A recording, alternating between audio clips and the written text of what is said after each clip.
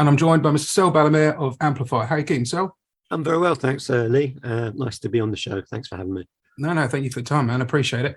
As we speak, in just a few weeks' time, on the 14th of April, as we were just saying before we started pressing record, you launch your brand new album, Hologram. At the tail end of last year, you released Two-Way Mirror. Is that a good indication on the rest of the album? Or it's a pretty diverse record. Amplifier's always been kind of quite, well, I'll put it, we've got a unique kind of broad spectrum of like what our music is, as opposed to kind of being like quite easily, readily pigeonholed as like one particular thing. Yeah, definitely. Which has always kind of been our kind of strength and weakness. But yeah, so it kind of covers like the full range of like the kind of music that we do. It's kind of got a quite off the cuff feel. But I would say the thing that ties it all together is, Amplifier's always been very melodic centric.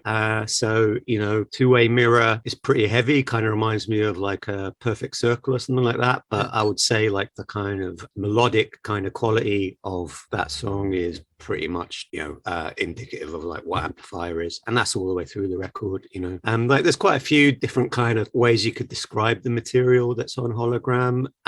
So like say Two-Way Mirror kind of reminds me of Perfect Circle, and then you got something like Sweet Perfume, which is kind of really just makes me think of Nirvana, kind of puking in a bucket. and then there's another song like Tundra, which is Jethro Tull if it was Turkish. All right, okay. So Jethro Turk, we call that. Turk. And then there's a song Gargantuan that's kind of quite space operatic kind of vibe. So it's like something for your nan, something for your kids. That's right, man. I mean, like you say, your albums have been always pretty varied sonically. I mean, like Tripping with Dr. Faustus was pretty psychedelic, Mysteria, a bit more straight up in its sound maybe, and then like Octopus, full on progressive. Do you go into an album with a sound in mind? Because you're saying there that you've got your varied, your sound is quite varied. Do you go in with a particular sound in mind for an album? No, I think normally like there's like when I go into an album, there's like a feeling. Like generally there's a title, and generally there's a feeling that goes with the title. And then basically what happens is like songs are always emerging, but they just get kind of put in little piles. That fits in with that feeling. That song fits in with that feeling, and then from that emerges a record, and then you'll get to a record being maybe 50%, 75% come together with its little piles, and then I'll just finish it. So that's pretty much how the records come together. But they generally have like a consistent stylistic thread running through them, and like these kind of mini albums that we do generally before a large release are things that didn't quite fit into the major release. So that's why we tend to kind of put them out. Things like our Sunriders record and our record. So like these little like rider records, they're often the most diverse kind of releases that we do. And subsequently like they're often the favorites for a lot of people because like there is that kind of it's like having a musical tapas experience.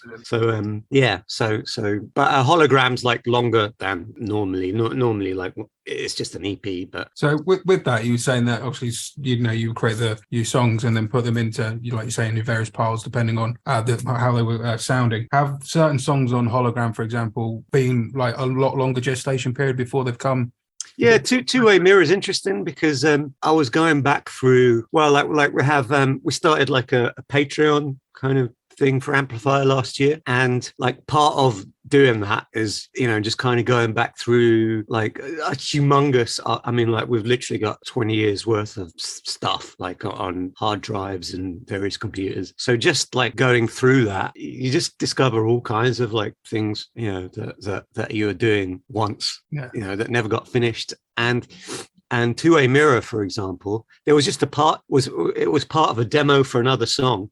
Like the rest of the song was garbage, but there was one bit in it that was like, oh, this is amazing. I literally resurrected that part and then kind of, followed the breadcrumb trail to where it was leading to, so it's nice. Some things are gestate for 20 years, so, nothing's ever wasted. Would you say Two-Way Mirror then thereafter then start dictating the rest of Hologram, or did you? No, not all. let's say two-way mirrors, like they're all quite different from each other. Two-way mirror is interesting because the demo that it kind of sprouted out from was like from the period of our second album, Insider. Like Okay. I think it was about 2005, and it does sound like the style of Insider, definitely. You know, like in a way, it was probably like it would have been one of the best songs on Insider, I think. So, which is quite interesting. But you know, I just couldn't hear it at the time.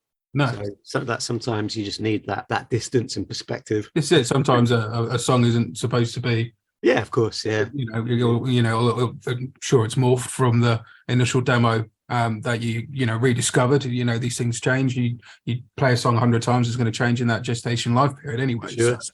It's kind of like dating someone like 30 years ago and then it not working out, and then you're meeting them again and then you get on with them.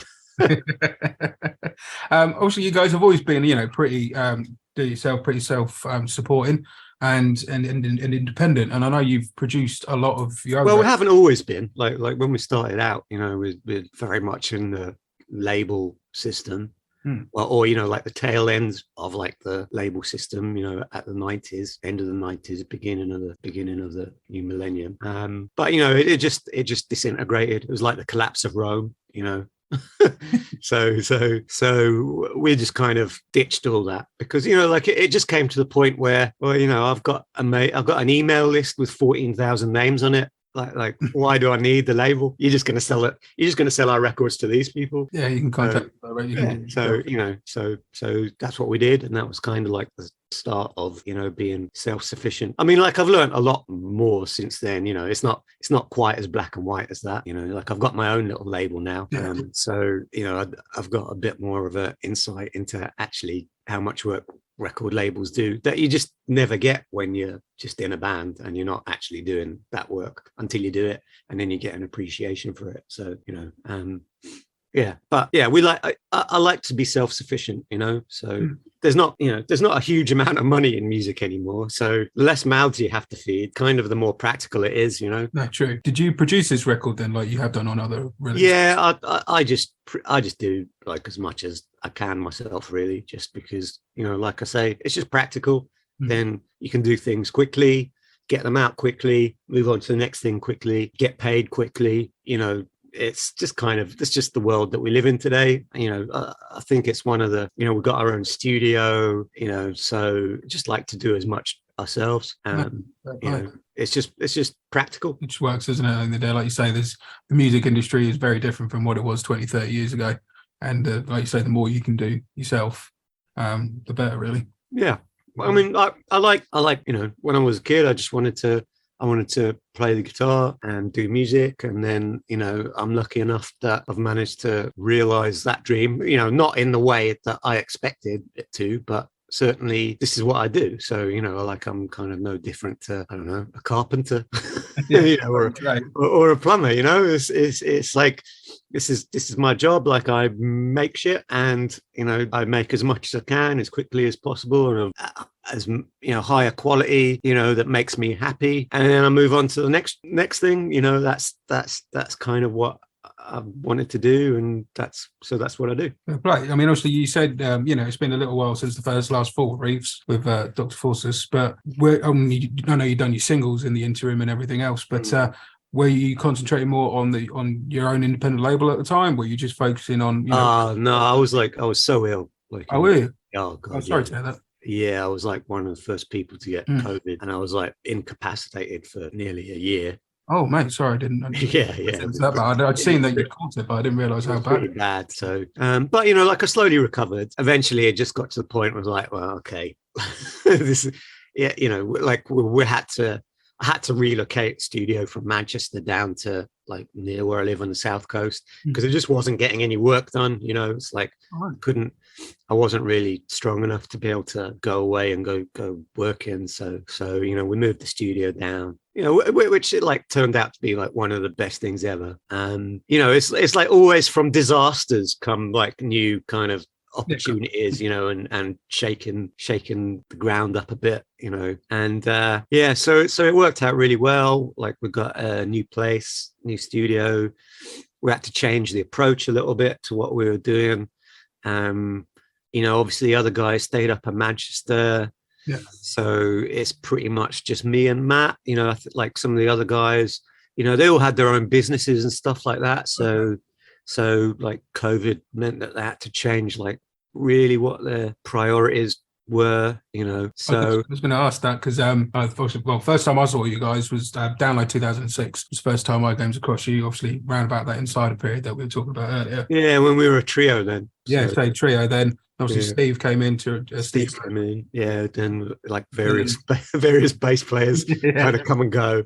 But like Amplifier's always pretty much been like that. It's been like me and Matt from the beginning, and then whatever of our friends are around, they come and play with us, and like so Neil was our friend, that worked in a music store, so he came and played with us, and then Steve came and played with us when Oceanside split up, and then Alex wasn't doing anything, so he came and played. He started off by like just kind of being a stunt double for Neil when he couldn't do a photo shoot, and then Neil went off and did his thing. So it's just like the band's kind of been like that. Charlie plays with us sometimes, and then Tam played with us as well. So it's just kind of been a revolving door. But yeah, at the moment it's just me and Matt because we're just far away from everyone else. So the music's kind of changed a little bit because like Gargantuan, that's our main record that we've been working on, which that's the reason we called it that, was it was just taking so long. We kind of changed the approach, and Hologram was kind of a way of testing out like what it was going to sound like. Okay. Because like the first, like all our records previous like to this kind of era, just looking back at it, it's always been based around us playing in the room. So it's always been based around the rehearsal room, like in a space, and like all our equipment set up and mic and everything up and kind of recording live. But just simply because of the practicality of like the new environment that we have to work in, like it doesn't really work like that. So it's become much more based around just like the mixing console. All right, okay. So it just reminded me of interview I saw with Mick Fleetwood when they were talking about recording Rumours and how they just became much more interested in. Yeah, I think I saw the same thing there. Yeah, like he was talking about like they figured out you don't need tons of stuff, you just need like just some small things, but make them sound massive. Yeah, make them big. Yeah, make them big. So it's been much more kind of based around that, and like Holograms was a great tester for that approach. No, there really isn't very much in Hologram at all, but we spent a lot of time making sure it sounded good. So I was pretty happy with the way that came out. So it's kind of given me a good confidence that this approach is good for this coming record. And nice. So is it just yourself and Matt physically playing on the record? Have you got any? Yeah, I mean, normally it is anyway. And then like maybe like the other guys might come in and do some overdubs. I mean, Mystoria was like the one where we literally did all go into Mono Valley studio and just record it all live, which was great. That was probably the most fun record. So I bet that was a bit special to do it that way. Yeah, it was really that I really enjoyed that. But it's like the difference is we literally had to spend like 3 months rehearsing, like every day, just so we could just go in and just in a few takes all together. So it's like you spend the work up front or you spend the work while making. So it's all work. But like I say, we don't really have like a rehearsal environment anymore. We've just got a studio, like a recording studio. So yeah, I'm really enjoying it though, because I think I like mixing and producing records. It's like I enjoy it as much as playing guitar and and writing songs as well. So I'm pretty happy. Cool. I get to explore all of those things. So push your own skill set out a bit. Yeah, I really like it. Oh, that's good. You mentioned Gargantuan there. Have you got an end time date in mind for that, or got about 60% of it done, so I reckon probably spend the rest of the year just finishing it. Nice. And then I don't know, maybe this time next year, hopefully should come out. But I mean, like it's huge, so to be honest, it's going to probably require artwork as comprehensive as the content, that, I mean, just that in itself takes a long time. So yeah, it's a big part of it. Obviously. Yeah, it's like one of the downsides, I would say, say about like kind of working in the high turnaround kind of capacity that kind of been working in is that when I finish making the record, I just want to get on to making the next record. But, you know, making the artwork takes a really long time. So sometimes just don't have the opportunity to like have 3 months to develop the artwork because, you know, it's like we just need to get the record out, Of course. and move on to other things. So at least with Gargantuan, because it's like such a long kind of realization period, there's there's been scope to kind of slowly develop the artwork alongside it. So have you already got like that core idea then for it's like there was a period like last year where I kind of invested some time and money in at least getting it going, so it was cool. You know, the core of it was there. So yeah, we say about the artwork there, you got the core idea and everything. Have you always had that approach to let the music dictate your artwork, or is it sometimes worked the other way around where you've had like a concept of an art cover? I would say most of the time the record's finished and then the artwork comes in a period afterwards, and sometimes that's good, but then also sometimes that's a bit irritating, like I just, you know, because I would just want to get on to the next record. Mystoria was great, actually, because like we finished Mystoria and I was like, okay, well, we're going to need to do something here, because like we'd done like the special edition, like extended things for the Octopus and Echo Street. so you know, I've got a photographer that I do quite a lot of work with, and we're always kind of coming up with kind of harebrained kind of schemes. So, you know, we turned Mystoria into like the kind of adventures of like this guy with a horse's head and a video arcade machine. Like Mystoria was always like kind of about video arcade machines. Okay, yeah.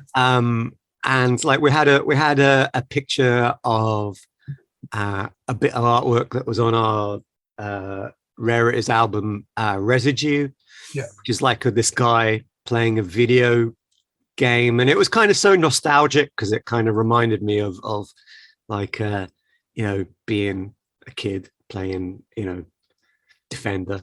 You know, and like Amplifier's music's always had that kind of nostalgic quality about it, I think really. So we just kind of explored that, but just mixed it up with kind of, you know, surrealism, you know, and sometimes these kind of like ideas only come after you've done the record, you know, and it's like you've got a context to kind of put it into, you know.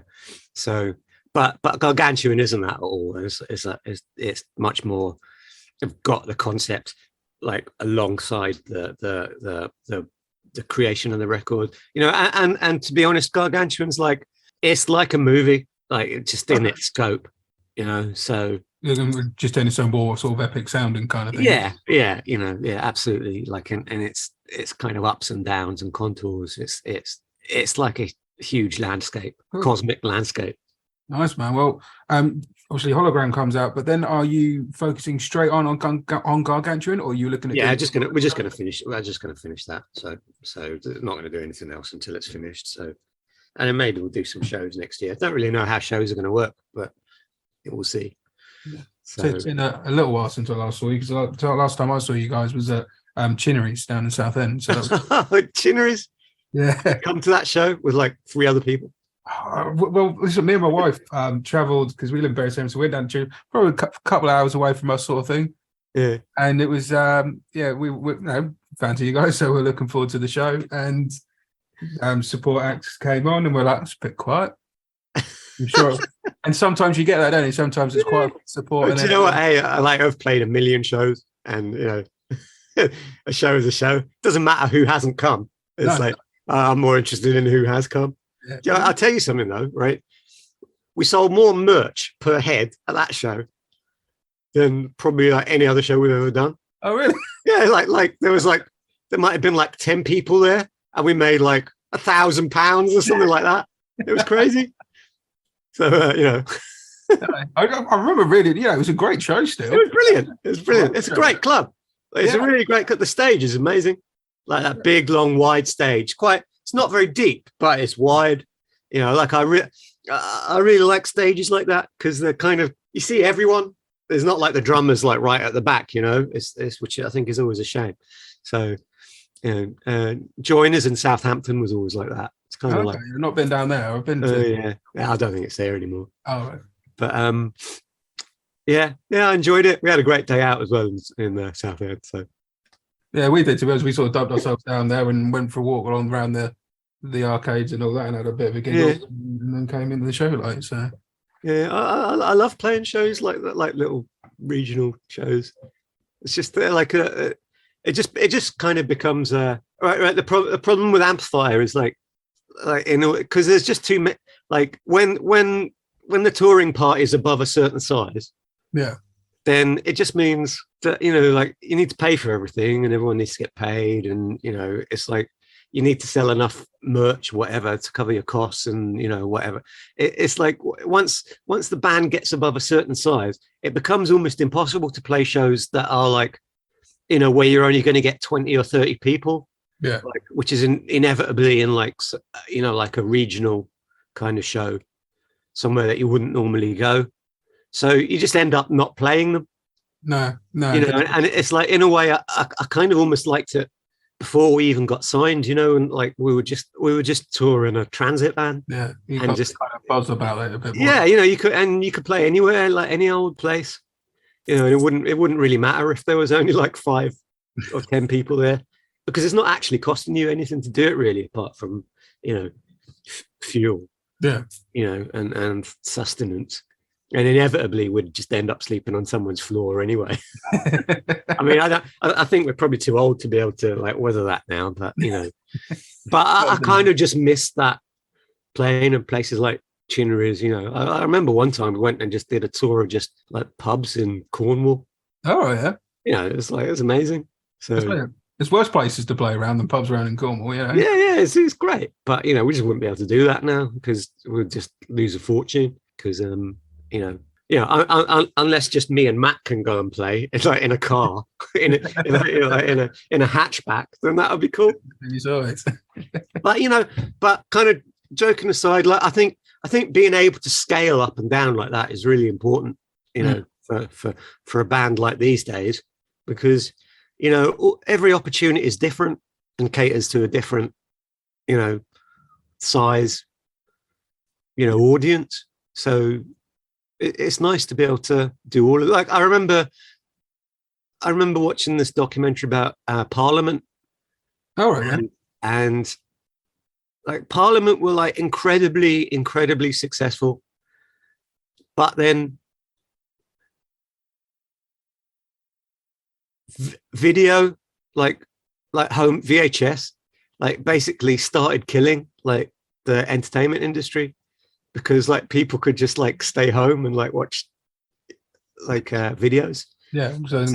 So like how this ties into Parliament was they had such a huge touring entourage. Like it was humongous, that basically they were really susceptible to like when there was a change in like ticket buying public's behavior, they just couldn't carry on doing it because there wasn't enough money to pay for like the huge touring entourage of musicians, and all the hotels and all the catering, and so and you just can't scale that down. Like you can't, so that would pretty much put an end to that band.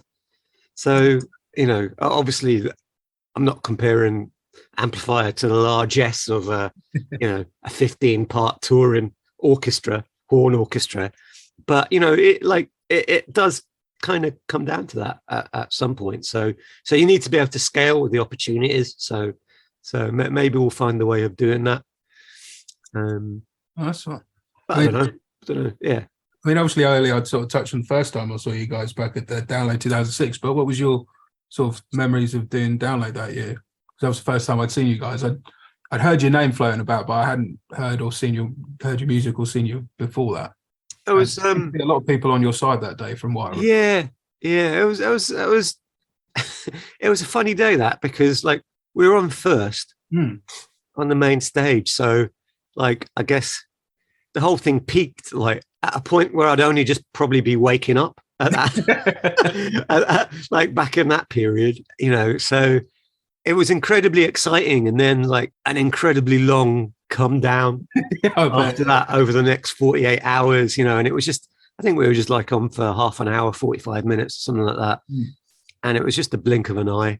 Like, and I remember watching like people trying to get into the bowl. Oh yeah. And like just people just like they just couldn't get in. Like they couldn't get in through the door, through like the gateways onto the site fast enough. So you know, I've loved playing all shows, like from massive, huge shows like that to just like the smallest club shows, you know, in rooms where it's full with 40 people, you know. So I love them all. I love playing live. Right. And taking it sort of like all the way back, which I like to sort of, because it was always interesting me. What were the sort of bands and artists when you guys were setting out in Amplifier that were directing your own musical journey as such, where you thought, well, this sort of thing that we want to do? Well, I think pretty much from the outset, when me and Matt first started playing together, we didn't really have any intention, like, all right, we're making a band. It's like we just like we were both playing in other bands that was like of, you know, much more prescribed music, but like we just wanted to basically smoke weed and just jam and do space, you know, just make music. And that's, you know, really, you know, we're obviously now we're older. we don't have the luxury of indulging with you know, smoking weed, but you know, like still the same spirit is there. Yeah, cool. And so like for us, it was, you know, that's really what music was about for us, was just like exploration. And like I remember like we'd been doing this kind of like stuff alongside, you know, our kind of other band day jobs for about a year. And this band that I was actually playing with at the time, that was signed to Warner's, I think. Like we played at Reading. Oh right, yeah.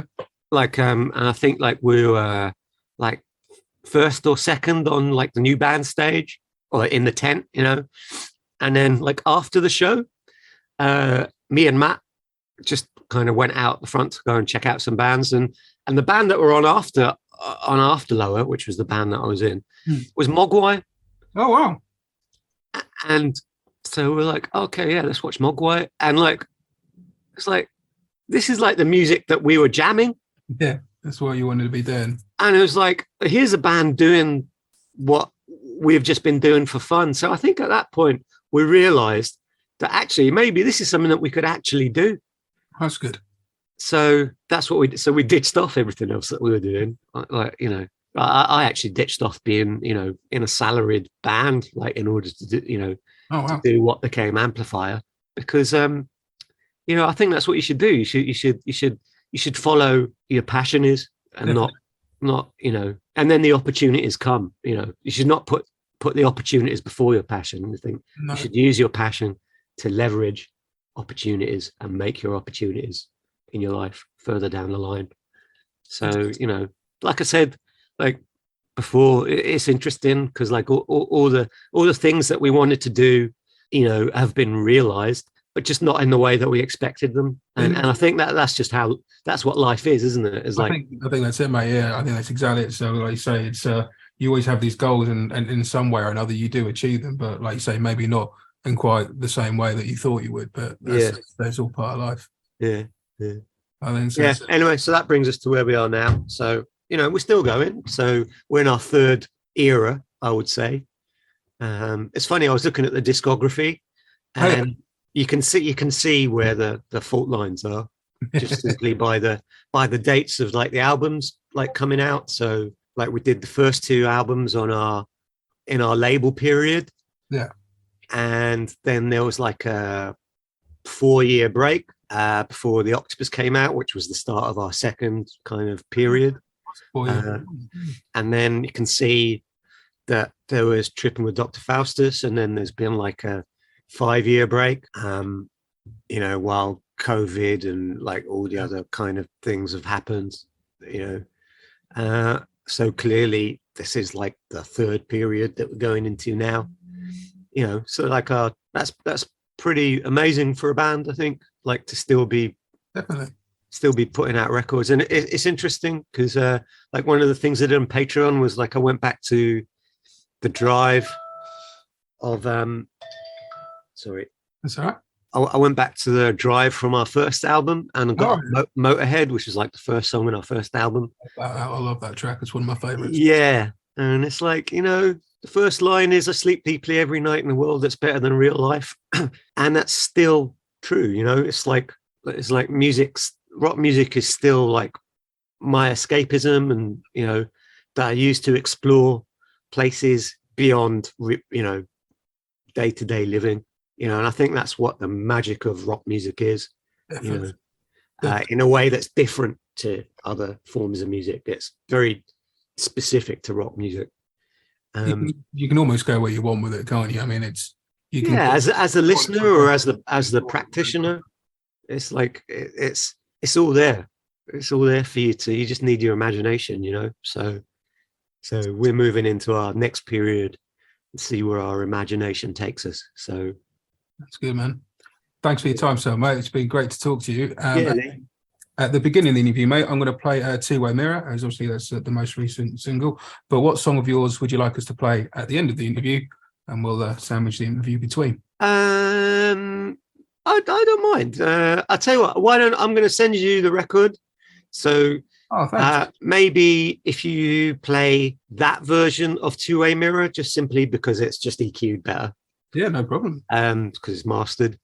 And then I'll leave it up to you to play whatever you think your listeners like most from that record. Like I say, it's all pretty diverse. Your audience, so you pick what you think they're going to do. No, thanks. I appreciate that, mate. I'll send you a picture as well to you. So perfect. Thank you, mate. Really appreciate it. And again, thanks for your time, pal. All right, dude. And hopefully, hopefully I'll see you on the road at some point. Yeah, you take care. Take care of yourself. Thanks for coming to Chinnerys. That's quite all right. I had a good time anyway. See you later. Take care. Bye.